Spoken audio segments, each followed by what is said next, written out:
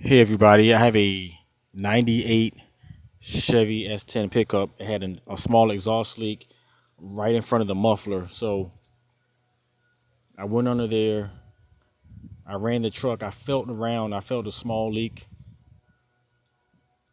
like really slight leak. So I decided I couldn't weld it because I didn't want to do all of that.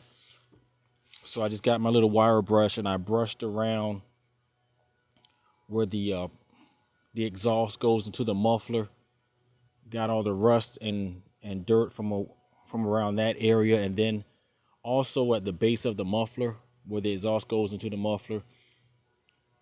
I took the clamps off, obviously. I removed the clamps. They were kind of rusty, and actually they were a little bit too small. So I did that, cleaned around there because I was gonna apply some paste. Those are the old clamps. They were a little small. Took those off, and I used this in the previous video. This exhaust sealant. So this is the second time around, and the first time I applied way too much, so just put it on a little bit more sparingly.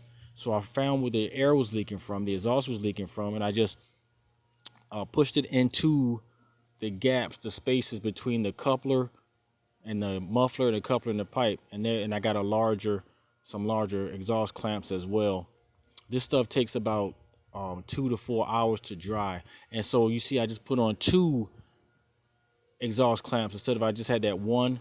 And then upon further inspection, I see that little space there where I forgot to put some. I didn't see that, so I just went ahead and applied more of the compound.